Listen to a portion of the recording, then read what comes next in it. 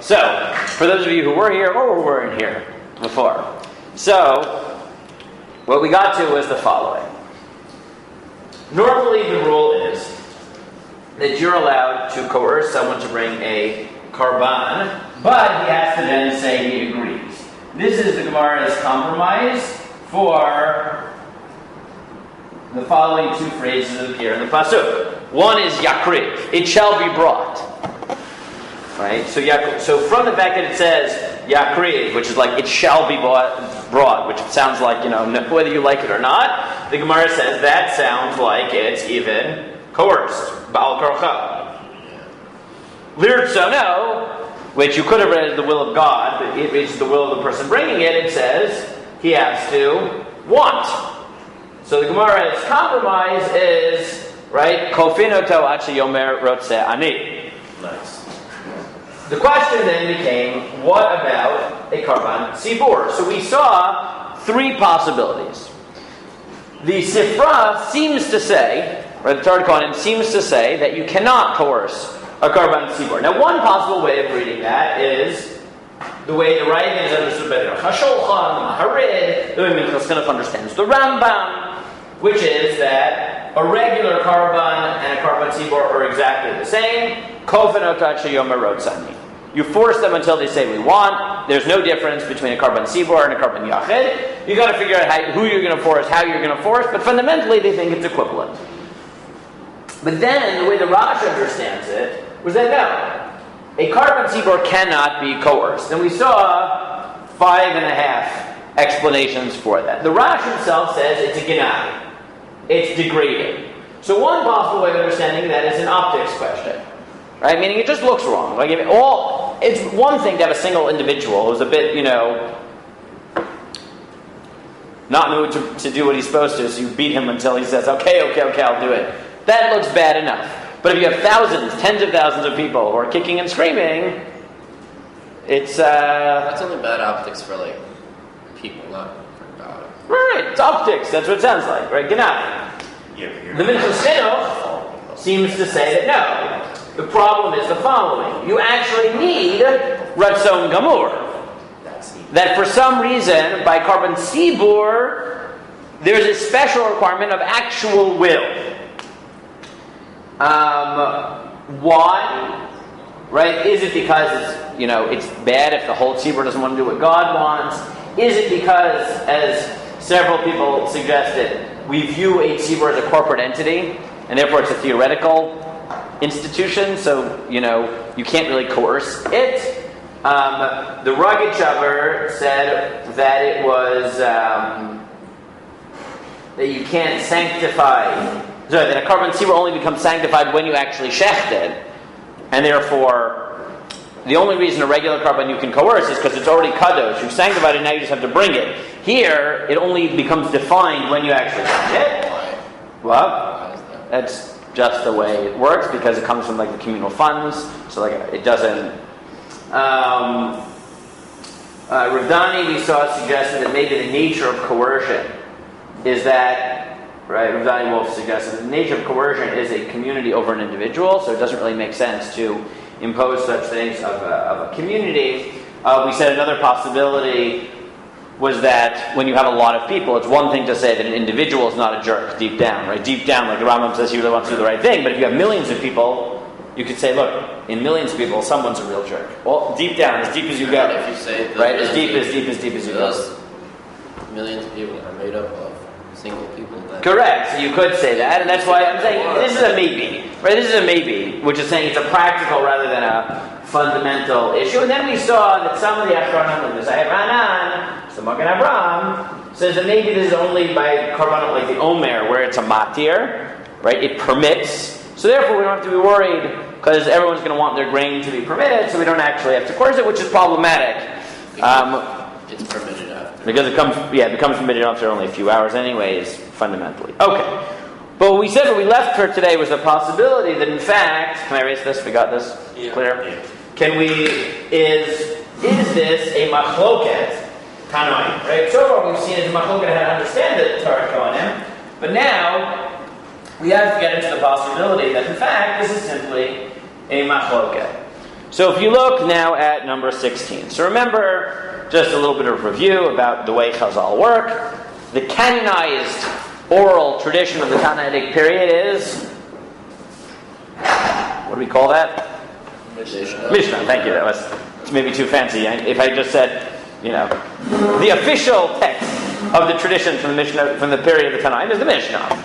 The stuff that didn't make it into the Mishnah, the Braitot, so many of those were collected by Rav Chia and Rav Oshia in another collection which is known as the Tosefta, which is a collection of Tannaitic material that didn't make it into the Mishnah but was collected by Rav Chia and Rav Oshia. Was it canonized at the same time?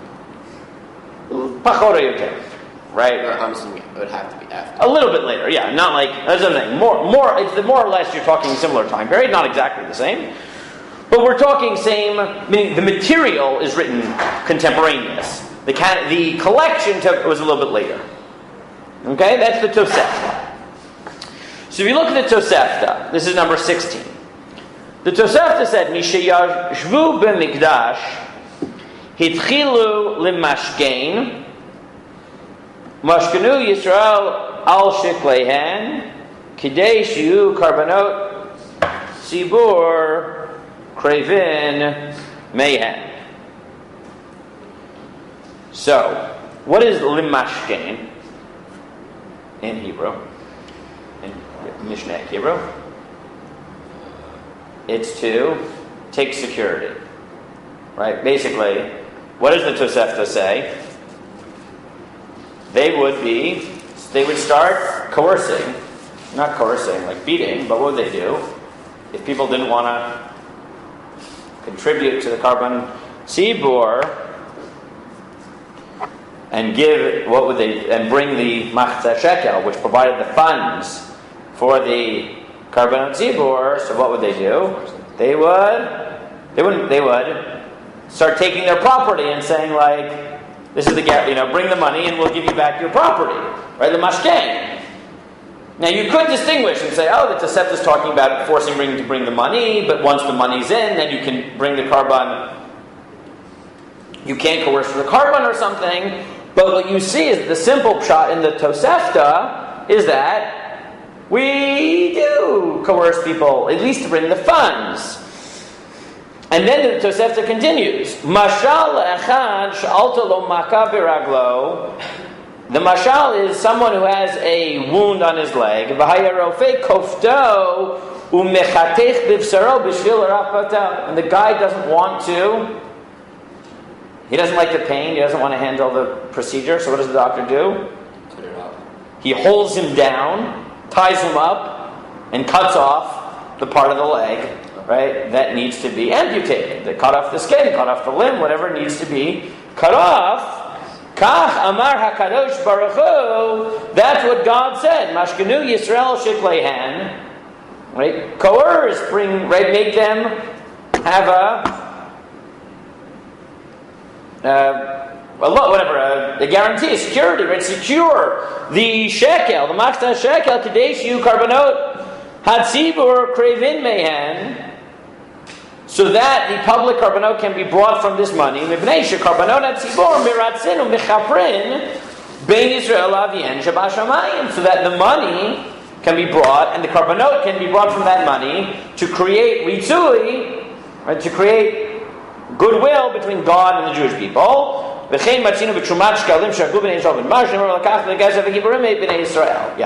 So how much authority does like a Tosefta have, since it did not make it to Mishnah? Well, neither did the Tzar Neither did the Tzar Right, but for a reason, right? But neither did Tzar Kohanim. Why not? Like, what was?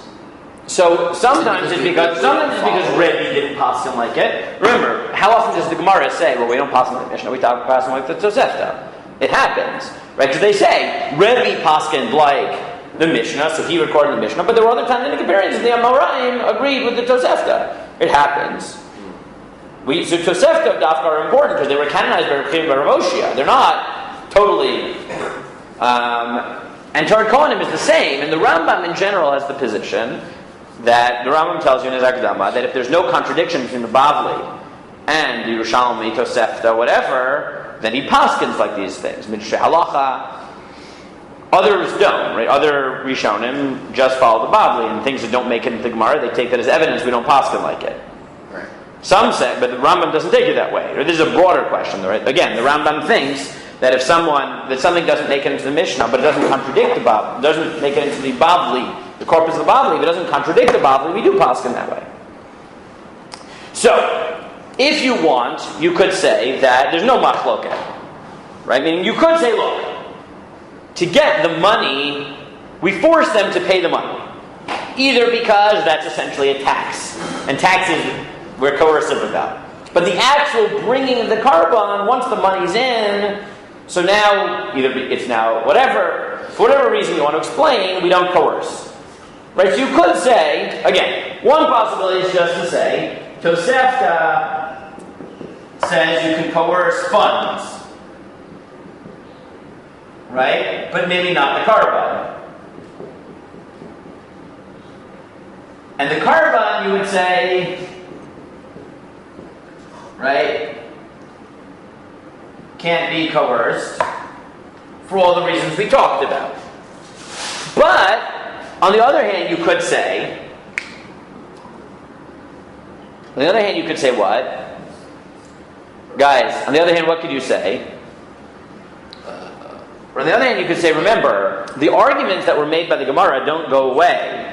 Right? Meaning, technically, could I solve the stira? Yes, I just defy. But, if you want to talk about the rationale, let's talk about the Rash Mishans for a minute. The Rash says it's a genai. It's just degrading to coerce the tzibur. If that's the argument, does it matter whether you're coercing them at the stage of collecting funds? Right? I mean, there are certain of the arguments that don't work there. Right? If you think that coercion is the optics look bad, or you think that coercion is because the tzibur, maybe someone deep down is really bad, or you think that a corporate entity can't be coerced, or you think that yichidim, that the tzibur can force individuals, but the community can't be forced. Any of those arguments, in the end of the day, make sense at both levels, both the level of the taxation for the karbanot and the carbon. So while you could resolve the Tosefta with the Torah Kohanim,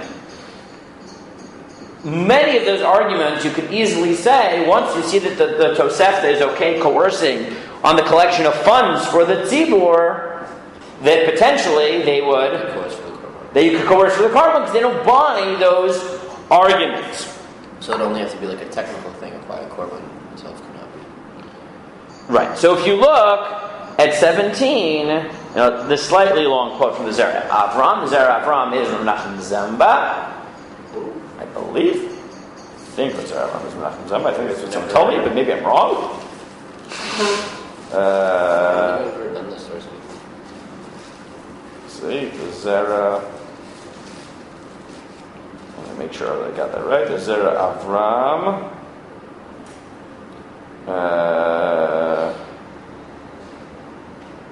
Yeah, Menachem Zamba. Okay, good. I got it right. Sounds like African. What? Sounds African. Hasidish, actually. Zemba? Yes. It's a weird name. From where? Okay. Who is Menachem Zamba? Yeah. Okay, do his biography. Menachem Zamba. That's the last two boxes. Okay. Rebbe Menachem Zamba. Oh, here. English Wikipedia. Thank you. Rabbi Menachem Zamba was a distinguished pre-World War II rabbi known as a Talmudic genius and prodigy. He is known to be fluent in all of the Talmud as well as the works of the later rabbis such as Rabbi Joseph Rosen and Rameir Simcha Dvins. He was gunned down by the Nazis in the Warsaw Ghetto, lived 1883 to 1943. He's a Hasidic rabbi. He was, I believe, but he was very. His works are very impressive in general. He writes a tremendous amount about kachim. So you're doing kachim, suddenly you actually have material. Is awesome. He's really awesome. So the Shut Zera Avram. Now I noted another person you should be aware of. Many of the sources I'm quoting now I got from Rav Dani Wolf, but they're also quoted, and I assume that's where he got it originally. There is a monumental work written on the Tosefta by the late Rabbi Dr. Shaul Lieberman, who was the head of JTS. Professor Lieberman, Saul Lieberman. Anyways, super genius, and he wrote this monumental work on the Tosefta, where he both did the academic work and corrected the text of the Tosefta, and wrote a Perush on the Tosefta, and includes a tremendous amount of karos. He knew everything about everything about everything. Just one of those people. So he notes these makaros. So if you look at the Zer Avram, Menachem Zemba writes as follows. He says, Ulam, re'ez re'iti b'torat kohanim. Look what I saw in the Torah Kohanim. L'rtzonchem milamed she'en kofen hatzibor ba'al karcha. According to their will, which teaches that you can't coerce the community. Da'af bi'achid kofen hato achi yomorotzani, etc. Even though we say by a community, by an individual, that you coerce until they say you want, but you don't buy Karban Tzibur, like we understood from the Rash. Does the line itself say to their will? There's Somchen, that's the pasuk. It says plural. It's a Karban Tzibur, correct. Right. That's the point, that a Karban Tzibur, we don't do it. Because we don't have the Yakriv. And that's where it comes from. So he says, Ubeferish harash misham sham, katav. Right, the Rash Mishans asks, V'haditnan beperek alif tishkalim. Oh, actually, you know what? Before we do that, so look back at the Rash. Look at number 14, because the Rash Mishans asks this. Right? Asks this contradiction. Remember, the Rash Mishans is the person who very much holds up the Sifra that we don't coerce the Tzibur. So he says, V'im tomar, V'haditnan beperek alif tishkalim. Miyashajru shulchanot b'mekdash etchilu mashkein. Bi'echidim kediktani, and mi mashkin v'yim Yisraelim v'geirim, etc. The Rash has two possibilities. He says when it says in Shkalim that you coerce, it either means that they coerced individuals, but you can't coerce the community, and maybe that's another difference, right? That the level of taxation, you're still coercing individual by individual, but once you get to the Karban, it becomes communal. That's possibility one. Possibility two, he says, he said, alternatively, they would use this method of coercion to speed things up when people wanted to bring, they were just being lazy. But not if they actually didn't want. So, the Rash very much thinks that there is no stira. He says, when we say ein kofin, we mean the Karban.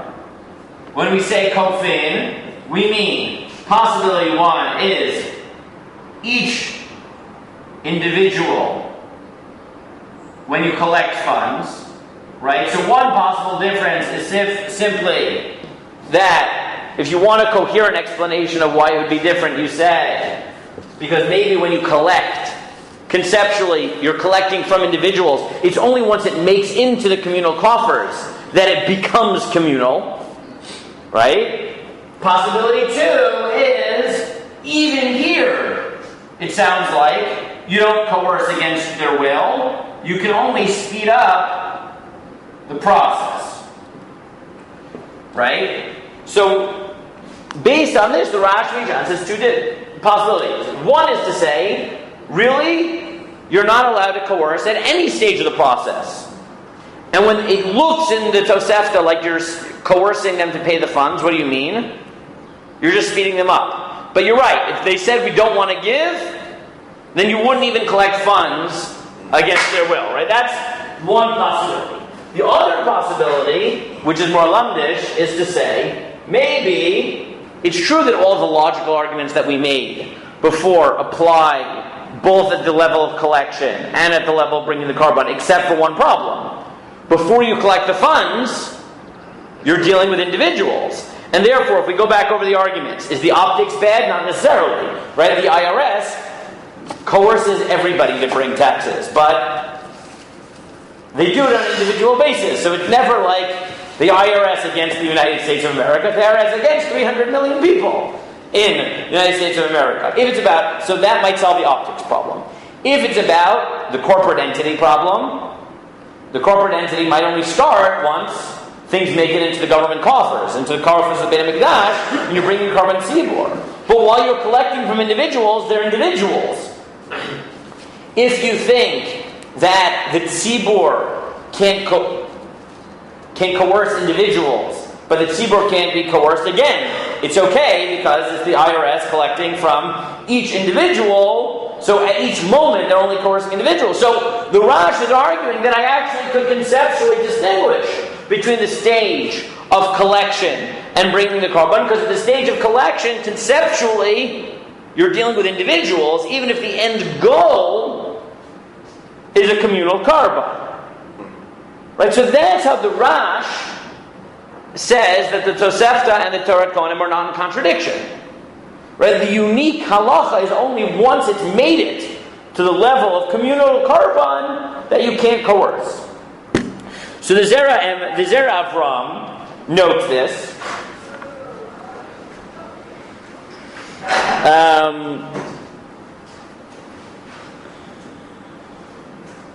So look down 5 lines, and he says, first he quotes the Rash, and then he says, V'zet Sarachian. I'm not sure this is true. Ki anetin et hashekel mikol yachad levatzmo, ve'ech yesh baden din tzibor le'en kriya, she'en kofen afilu yachid shebehem, v'afilu Yerushalmi k'dan al mitzilat shkalim, he'evez et din nidvat yachid. Well, actually, his question I didn't really get, right? His question on possibility 2, right? So he asked him possibility 2. He says, I don't really understand this, because possibility 2, what's the problem?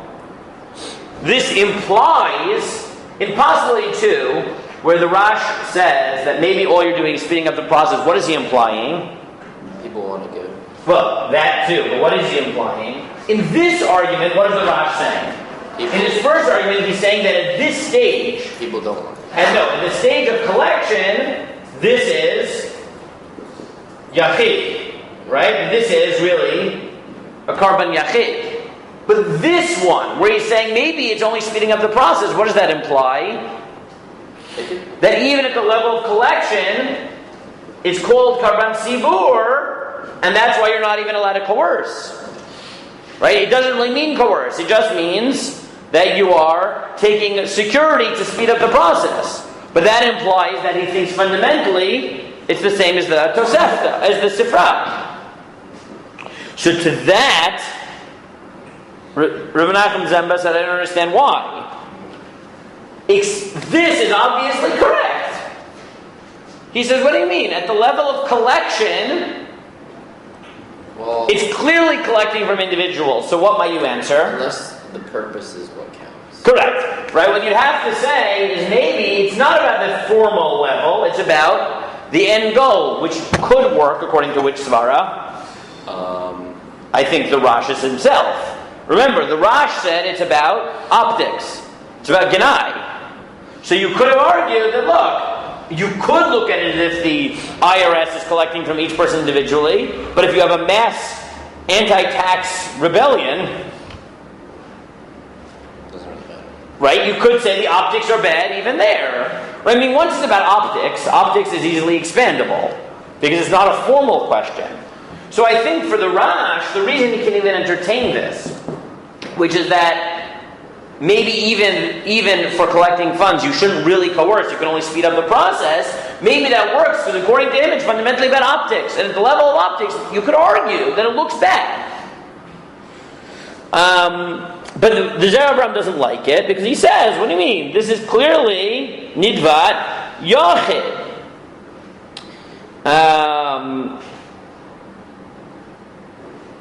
So then at the end he says, "V'efshar lomar v'hinei b'tam v'mashkin al hashkolem v'iti b'kiryat sefer shekatav v'afil mehediot v'mashkin al hachov kol shechen kov gavoa v'hinei lefi dvarav yimtza etc.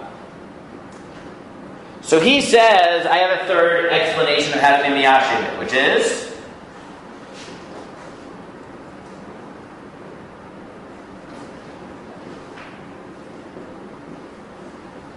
he said maybe the reason that you can coerce,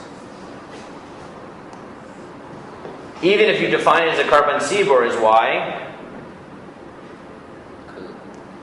Because collection of funds is a monetary law. You're not beating him, you're just taking a security, which is what you do monetarily. Meaning, you're equating the Tosefta and the Torah Kohanim, except those are different things. Monetary coercion, meaning take security until someone pays, is a completely different category than physical coercion, which is a din in mitzvot.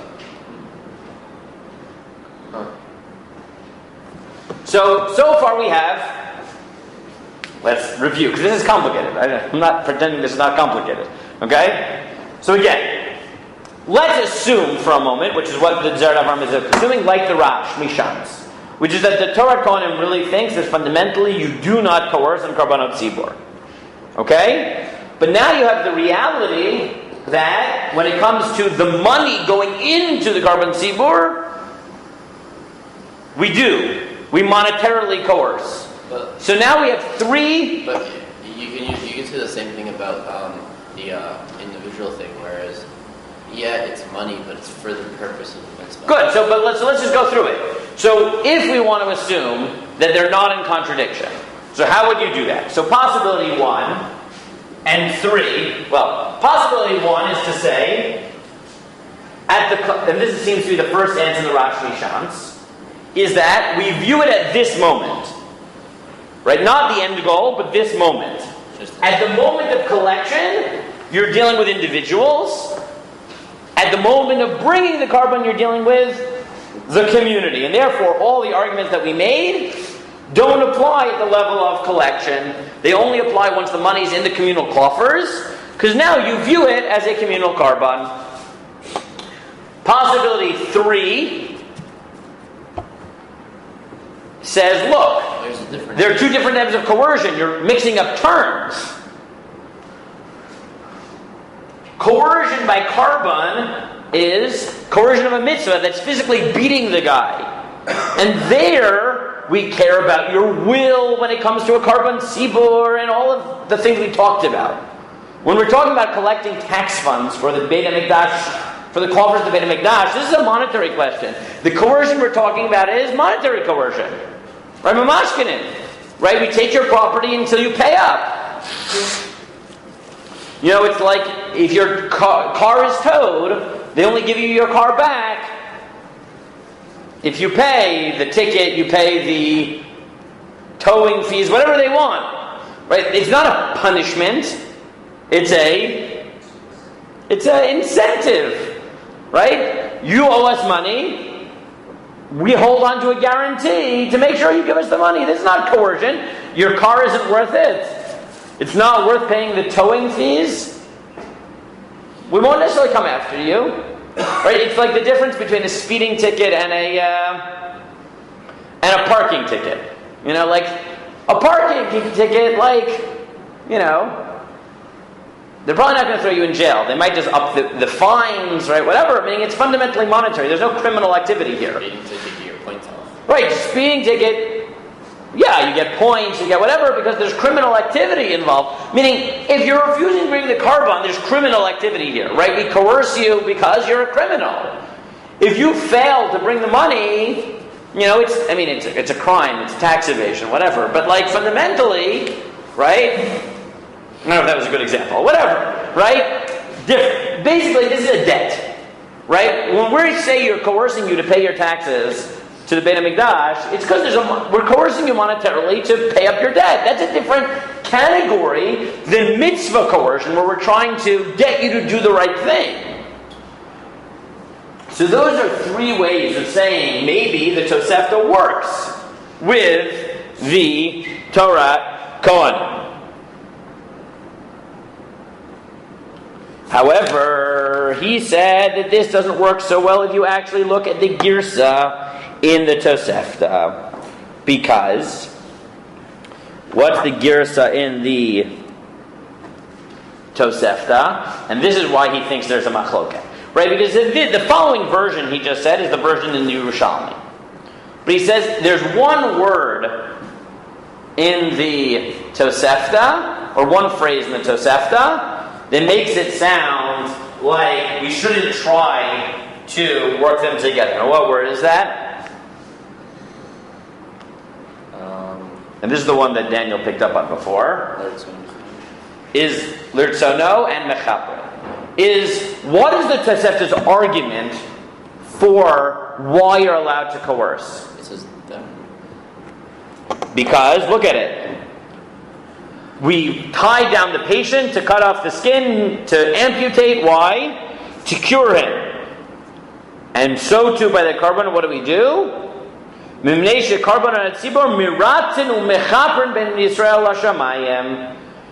emphasis in the Tosefta is that we coerce them in order to... For the greater good.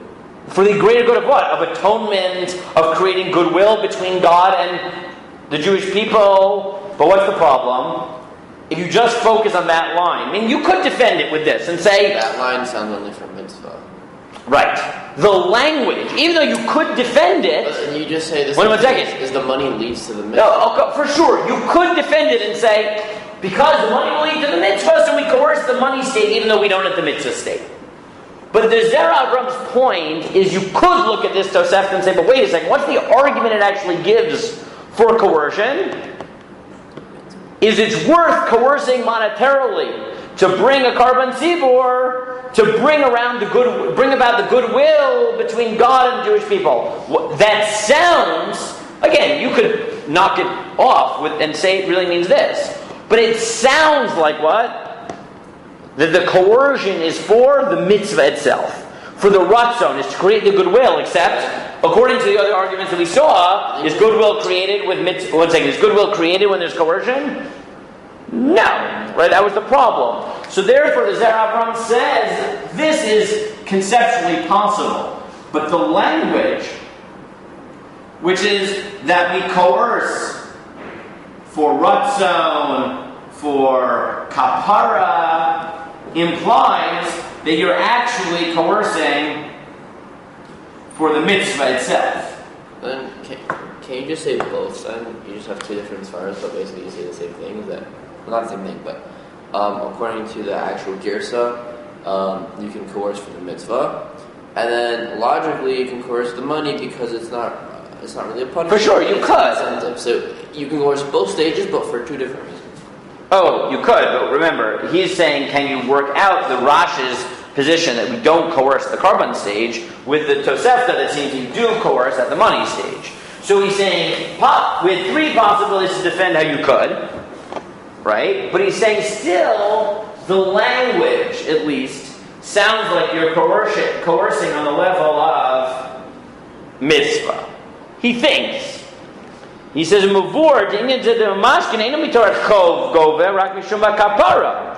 Chiluk mechayuv v'chatar shein mashkin v'zem mashkin mishum kapara. Lefi ze vada shem mashkin lahav shetchilish kol yado shel katan shel katan lavar kapara." So he said, maybe if it's about this, you would only coerce for adults. But when a father is giving on behalf of his child, you wouldn't coerce because the child. That's his suggestion, but that I don't want to get into that. So therefore he says... Maybe there's a difference between the type of mitzvah. What? Maybe there's a difference between the type of mitzvah. Like, for example, a korban is a korban for Hashem, versus, let's say, a mitzvah like giving a get is between people and people. Maybe there's a... You could distinguish, right? You could say that this level, the collection of the shkalim, right? Even if the end goal is this, the nature of the actual nesina is different, right? You have to contribute monetarily to the spiritual funds. Look, I think it works out with the gear still. If you say, right, he says that you can't coerce for a korban, right? Why? Well, let's say because the korban is for Hashem, and then if you're coercing him, there's no proper will or intent, and blah blah. But if you look at the girsa itself, when it says the mitzvah, the example it uses is the guy, right? We amputate him against his will. But for what purpose? Because what is the actual? Because it's healthy for him, right? That's why we were able to cut him off. So that's a health reason between people. It has nothing to do with God. So I mean, good. So I would have stopped here, right? Again, we're going line by line here. I would have stopped the Zer Emet and said, okay, I hear it. Maybe the language makes it that there is a machloket. Right? Maybe there is a machloket, except he then continues and he said, no, maybe even the Rosh would agree, like Daniel, why? Maybe the Rosh would say, no, we coerce for kapara for the money, but we don't coerce for kapara for the korban. Why? Right? So what would you say? You're saying, no, I can be miyashiv with the language. Why? How? Because the language applies for people purposes, not directly for God versus a korban. Good. So that's sort of what he says. And he says, "Ulefize yesh lomar svard harash zal zeh shapir nitina dashkolim evi Torah nidvat yachiv also rak shadon al gufa nitina de kol echad ve'echad noten b'fnei atzmo evel zeh din yachiv amnam leinin memashkin so evi Torah chol hektish lek a chiyuv v'mashkin rak kitama tosefta v'mashkin mishum kapara." He says. V'alkorg b'zeh shapir Torah Tzibbur al zeh shari ve'eda kapara pakat din hayachiv and asal Tzibbur k'sver chacham and gim z'rinzel Tzibbur k'Tzibbur dami. He said, look, he says this very fancy thing according to Rash. He says, I'll say the following, this is true, meaning, when I force bringing the money, so at some level I'm allowed to do it because of the yachid. But on the other hand, it's defined as the end of the day is going towards Korban Tzibbur. But maybe coercion at this level, at the collection, is allowed because of the motivating factor of kapara. It's not about creating goodwill. The korban's about creating goodwill. What is the collection about? Kapara. It's the fact that you actually need cleansing. It's for your own good. So you're right. The actual bringing of the korban that's supposed to be goodwill has to be done of your own free will. But part of the reason you bring korban is not just to create goodwill, but is to cleanse your soul of objective metaphysical problems. Maybe even that, even if it is defined as a korban tzibur, you could coerce for. So, I know this is complicated. I said that. But, so as we said, we have a seeming tension where the Sifra says you cannot be kofel korban tzibur as the Rash understands it, when the Tosef, the Yerushalmi say you can be kofel for the collection of funds. So one possibility is to just say it's a machloket. One reason to say it's a machloket is because the language does seem to be saying that you're forcing for the money. For the mitzvah component of the money. Right? Which would put it in tension, if not in straight contradiction, with the Torah Kohanim. But now we have 3.5 ways of defending the Tosefta together. One is, when you collect funds, it's a collection of individuals. So you can coerce. Once you have it in the communal coffers, it's communal, then you can't. That's the first answer in the Rash. Possibility 2 is, no. Fundamentally it's the same, but you're not really coercing monetarily, you're just speeding up the process. Possibility 3, which is the Zera Avram, which is no. You can't use physical coercion, because that's the type of coercion we use for mitzvot, to make you do the right thing. But we can coerce you to pay what you owe, even if the end goal is mitzvah, is karba. And possibility 3b from the Zera Avram is, he said, and even if you want to tell me that the language says that you're not doing it for pure money, but for kapara, he said, I could even divide kapara, because I could say, you can't coerce for goodwill between God and human beings, so to speak, but you can coerce for kapara, which is, which is like metaphysical, right, objective. But there's still a problem with the Rosh's second answer, that it's speeding up the process, which implies that you, he's saying that if they correct. say no, you so can't. According to this, 3 of the answers would say that fundamentally the collection of funds is different than the actual bringing the korban. Number 2, in the Rash would tell you it's not true. That even the collection of funds, because it's aimed at Korban Tzibbur, you can't force at all, even monetarily. I think the reason to defend that within the Rash is remember, that if you think it's about optics and not formality, it's very easy to say, okay, but optically, right? The Genai factor is the same at all stages of the process, right? That is potential. You don't have to, but you could. I mean, if you say that, then the other ones don't work. For sure not. Right? This is distinct. Right? These three are all following similar models.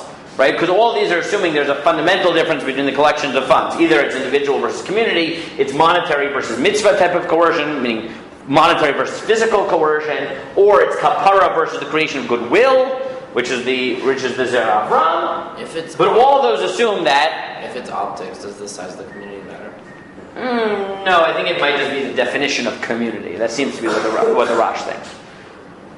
You could distinguish, but that seems to be what he thinks. Now, what would push me to say that maybe there actually is a machloket between the Tosefta and the Sifra?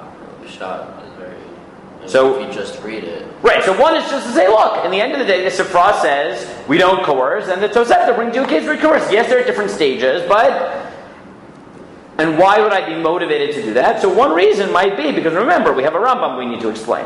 Right, the Rambam doesn't quote this. Remember, the Rambam doesn't quote this halach at all. And remember correct, that you can't coerce the tzibur. And in general, as the Achronim note, the Rambam thinks that if there's no bavli against a Torah Kohanim, a midrash halacha, we paskin like it. But if you know that, well, there's a tension in the Tosefta, so then maybe the Rambam just said the Sifra follows one approach, and the Tosefta goes in a different way, and therefore it's a toss-up, and I paskin like the Tosefta. Right, so that might push you to say, no, really, machloket, don't worry about it so much. Right, that there's a machloket, don't stress. Okay, if you look, turn to the next page, let's finish it off. So look at 20. 20, this is a piece of a tshuva from the Divrei Menachem. The Divrei Menachem is Rav Menachem Kasher. Maybe we've got him once this year, maybe. So he says, "V'kavanato d'biyachid arei kolfinato Hashem rotzani, aval b'tzibur lo mahani adei kfi afilu amram rotzani, v'zetamol minalei lechadish kein halom atam mishum da'anan tzadeh nichlei kapara im kein kolshkem b'tzibur da'anan tzadeh." He says, I just think it's wrong. I think it's wrong. I think you can be kofa. And he said, you know the Rambam's logic that deep down we know you're a good person. The Rosh in the Sifra, yeah. And he says. He said, I don't understand. If the Rambam, he gives you another argument which could defend the Rambam and why the Rambam would think it's not true. So what was the Rambam's argument? Why are you allowed to be kofa in general? By karban or get?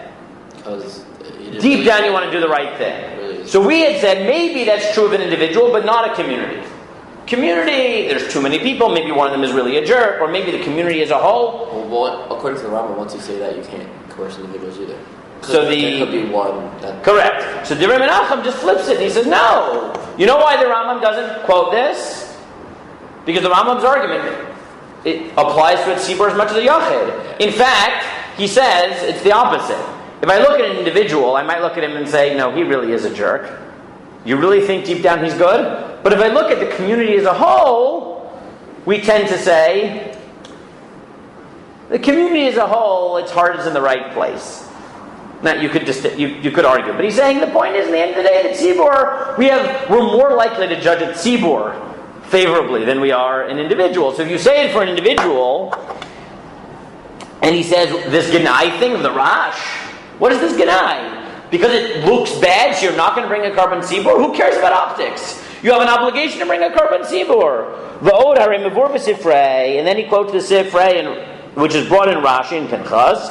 V'amarta lahem azhara leveis din she'azuru Yisrael tzmidin. He said the sifrei that again I said I couldn't find. He says Rashi quotes it, but I don't have it in the sifrei, which is that you have to warn the Jewish people to bring the karban. So therefore, we have another sifrei, apparently. And therefore, there's a machlokes. You think it's the Tosefta, you think it's a machlokes of the Sifrei, it's a machlokes.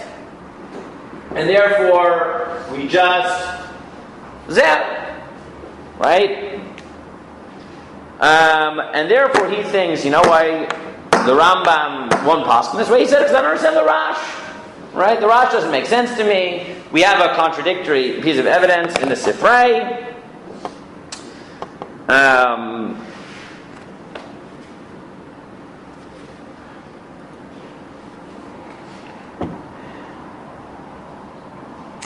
I gave you in 21 the Daf al Daf quotes from the Shara Toar that he says that there seems to be a machloket in the Yerushalmi about this point, right? Of whether, in fact, we define the collection of funds as a korban yachid, or as an act of yachid or tzibur, which might be, right, this machloket, answer 1 and answer 2 in the Rosh, right? He says that there's maybe Yerushalmi shtei deot mitzvah shkalim chashuva ke mitzvah pratit or she chashuva mitzvah klalit.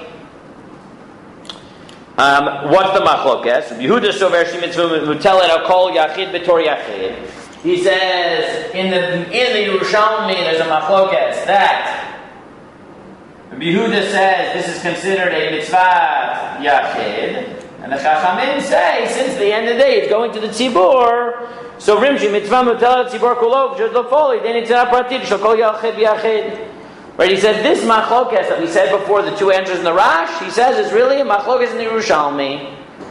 Do you view the collection of the funds as an individual act which eventually leads to a tzibur, or is it considered tzibur from the first moment? And he says maybe lefizev shalomar the masham rutar konim kofen yachid and kofen tzibur kavanei shekofen rak on mitzvah yachid vein kofen on mitzvah tzibur lefizeh shabik sharash me'ad mashkin al shkalim sharloch chamin zavri mitzvah shkalim hinami mitzvah tzibur ve'ein mashkin alah. And he said, according to this is why the Rosh had a problem, because who should we paskin like? The Chachamim who say it is a mitzvah tzibur from the beginning, and that's why the Rosh had such a problem. He said this was the reason the Rosh had this problem is because there's 2 data in the Yerushalmi, but the one that he was convinced by was the Chachamim who said that even from the first moment it's defined as a korban tzibur, and that's why the Rosh answered, you're right, maybe even at this level all you can do is speed them up, but you can't force them if they don't want it. Now this particular one, I just want to point you, this, right, in a less developed form does appear in Erechin, but talking about individual korbanot, which is chayvei Erechin mamashkinoto, chayvei chatot v'asham im mamashkinoto. By Erechin we do impose these monetary coercions. By Chater and Hashem we don't. Have all Shlom Mashkinoto Alpha Bishim and Kabbalot Shi Kratzeh. Shneimar L'Tzono Kofen L'Toshim Rotzani. But it's very clear in the Mishnah that is there distinctions between monetary and mitzvah? Yeah, right. I mean the simple pshat in the Mishnah is like the Zera Avram, which is that even when you coerce monetarily, you can't coerce the Karban at Yom Rotzani, which highlights what we already saw in the Zera Avram, that there seems to be a distinction between the monetary coercion and the mitzvah element of the coercion. Now the answer here of the speeding up the process, it's not just the Rosh. Tosfos quotes it in Rosh Hashanah as well in number 23, right, where he says, "V'yishlomer de'olam shelo avar adayin el dechazin shu mitatzel lahavi," right?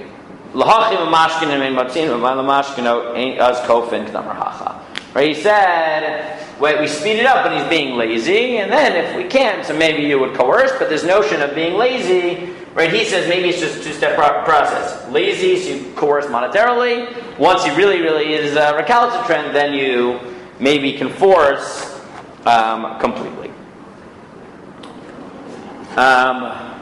Okay, so let's review that one more time, make sure we got it clear. Okay? So, the way the Rosh understands the Toras Kohanim again is that you're not allowed to coerce a tzibur to bring a korban for all the 5-6 reasons that we brought.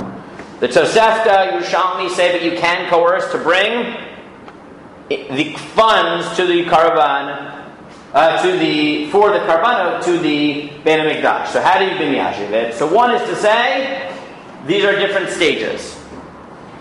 Collecting funds, it's still defined as individual. Once it makes it communal coffers, it's communal. Though as the Sharei Toar notes, this might be complicated because it seems to be a machloket of Yehuda and the Chacham. Possibility 2 is, no, you're right, it's defined as communal at this point, like the Chachamim. All you're doing is speeding them up. But you're right, you can never coerce anything of the Tzibur. Possibly 3, you can coerce on the monetary level, but not on the mitzvah level.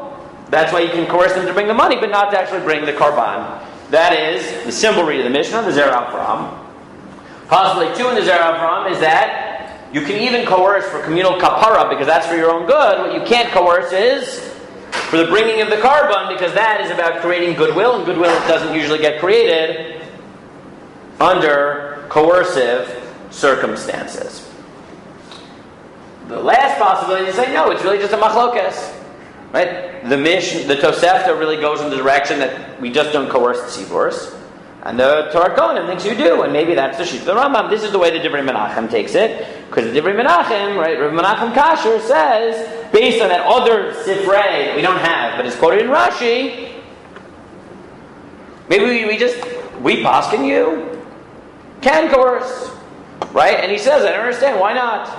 Right? We want you to bring a Karban, it's important, you're obligated, what's the problem? Just bring it. And if you think that the problem is that deep down, people want to do the right thing, why don't you say about the community? And he basically just says, we don't paskin like this whole lumdus. Right? And that's why the Rambam doesn't paskin that, right? The Rambam doesn't quote the halacha. Because we just don't.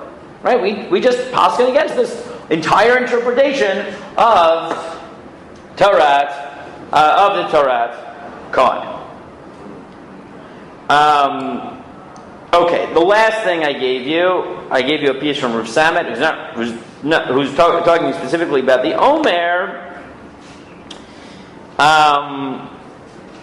I'll just read it to you, okay? This is what he writes. He writes, the Sifra and the Talmud ever explain the will in the verse is referring not to God's will, as we've talked about, but to the individual. They explain that this expression teaches several halachot regarding the intent of the person offering the sacrifice, all of which are indispensable for the Karban's acceptance.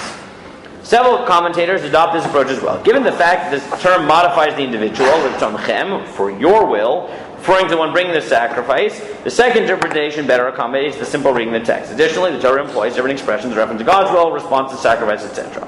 Okay. The usage of this expression, our verse, however, differs significantly with the other 4 instances. Right, this is what he thinks is behind the drasha. While the other 4 appearances involve individual voluntary sacrifices, our context deals with a mandatory offering brought by the nation as a whole. How can the Torah require that a mandatory karban be brought by the will of an entire nation? The Sifra explains that this term is indicating that community at large is not to be coerced with regard to the Omer sacrifice. The obvious question, however, is to what kind of coercion does this refer? Only the representatives of the high court were actively involved in this mitzvah. Whom would they have to coerce? Additionally, why would this sacrifice be singled out for such a halakha more than any other obligatory or national offering? According to Rihal, that's Yehuda Alevi's general approach, the explanation of the verse is clear. By your will refers to the one detail of the sacrifice that indeed depends on the decision of the nation, its date. Right? He has a totally radical chiddush. And he says, you know what the Sifra means? None of what I just said. Right? He takes a totally different approach, which is, when do you bring the Karban Omer? The second day of Pesach. Second day of Pesach. What day is the second day of Pesach? Tetzai. Yeah, which is, how do we figure out when Pesach is? No. Whenever, 16 days after. Rosh Chodesh. And when's Rosh Chodesh? Whenever the Moed is. No! Whenever Bezdin declares it. Right? Whenever Bezdin declares it. And therefore, he has a radical approach. And he says, maybe what the Sifra means is nothing what we've been doing the last 3 days. Maybe it means like the following.